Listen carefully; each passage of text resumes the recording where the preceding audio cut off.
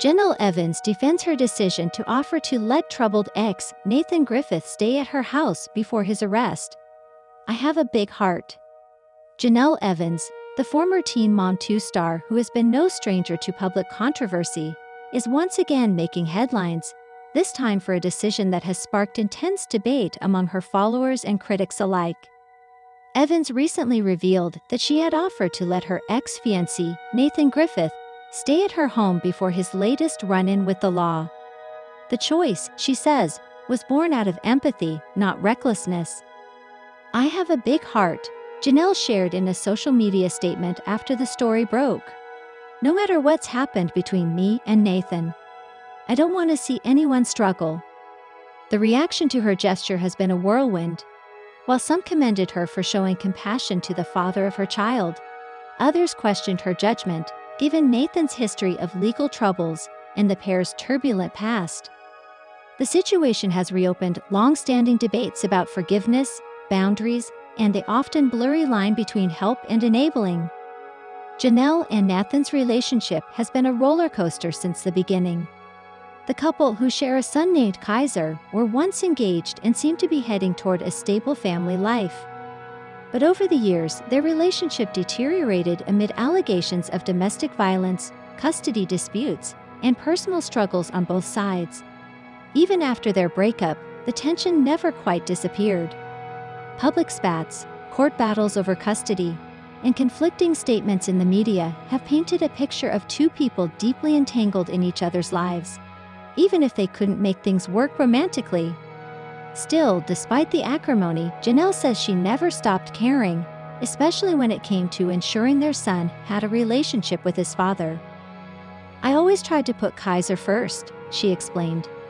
"Even when things were hard, I didn't want to be the reason they didn't see each other." According to Janelle, the offer to let Nathan stay at her house wasn't a spur-of-the-moment decision. She had heard from mutual friends that he was going through a difficult time, struggling with homelessness and emotional instability, and she felt compelled to do something. "He's the father of my child," she said. "No matter how bad things have gotten between us, that doesn't just go away." The offer was made privately, Janelle claims, with no intent to make it a public spectacle. But as is often the case with public figures, little stays hidden for long.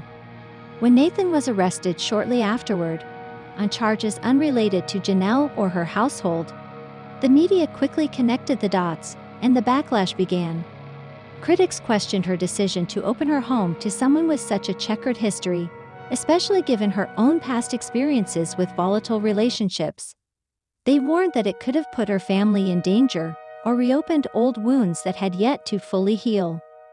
Janelle, however, remains firm in her belief that offering help was the right thing to do, even if it wasn't the popular choice. To understand the significance of Janelle's decision, one must consider her long and complicated history in the public eye. Since first appearing on 16 and Pregnant and later on Teen Mom 2, Janelle has become one of the most polarizing figures in reality TV history. She has been celebrated and condemned in equal measure, praised for her candor, criticized for her choices, and relentlessly scrutinized for everything from her relationships to her parenting. Legal issues, custody battles, and a public feud with MTV that led to her firing have only added to the complexity of her public image.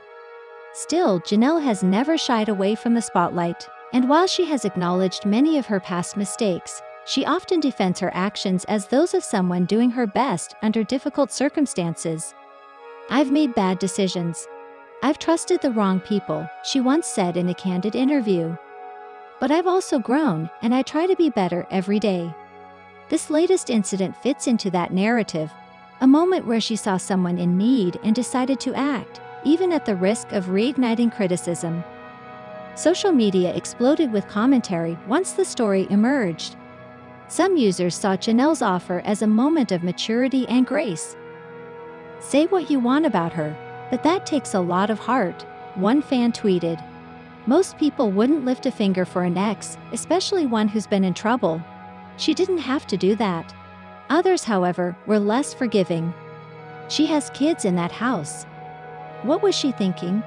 One critic posted. "This isn't about having a big heart. It's about having better judgment. The debate has revealed a deeper divide in public attitudes toward redemption and boundaries. When, if ever, is it appropriate to help someone who's hurt you? And can compassion and self-preservation coexist? For Janelle, the answer is complicated, but also deeply personal. Part of why Janelle says she extended a hand to Nathan is because she knows what it feels like to be alone and struggling. "There were times in my life when I felt like no one believed in me," she said. When you're in that place, just knowing someone cares can make a huge difference. She hopes that by offering support, she showed Nathan that he wasn't beyond help, even if things ultimately didn't go as planned. "I didn't expect everything to change overnight," she added. "I just wanted him to know that he had one person who wasn't judging him." It's a sentiment that resonates with many who have been through similar experiences. Compassion, after all, isn't about being blind to risk. It's about choosing empathy in a world that often defaults to cynicism. Skeptics, however, argue that Janelle's history suggests a pattern of making impulsive decisions in emotionally charged moments. They worry that this latest episode is part of a broader inability to set healthy boundaries. "She's always trying to fix people," said one commentator. But you can't save someone who doesn't want to be saved, and you shouldn't have to endanger yourself to try. Janelle rejects the idea that she was being reckless. She insists that the situation was carefully considered, and that she took steps to ensure her family's safety. "It wasn't like I just said, 'Come on over and do whatever,'" she clarified. "There were rules. There were boundaries, but people don't want to hear that, they just want to judge." Whether this is a lapse in judgment or an act of kindness, one thing is clear. Janelle's life continues to defy easy categorization. She is, at once, a survivor of trauma, a mother navigating co-parenting in impossible circumstances, and a figure of endless fascination for fans and detractors alike. As for what comes next, Janelle says she's focused on her family and her future. The attention this incident received has been overwhelming, but it's not the first time she's weathered a media storm, and likely won't be the last. "I've learned to tune out the noise," she said. "At the end of the day, I know who I am and what my intentions were. That's what matters to me." Still, she acknowledges that public scrutiny is part of the life she chose, and accepts the responsibility that comes with it. "I get why people are concerned. I really do," she admitted. "But I also think we need more empathy in the world. More people willing to give others a second chance." For now, she hopes that her actions will spark a larger conversation, not just about her own choices, but about the way society views those who are struggling, and those who try to help them. "Everyone has a past," she concluded, "but that doesn't mean they don't deserve a future."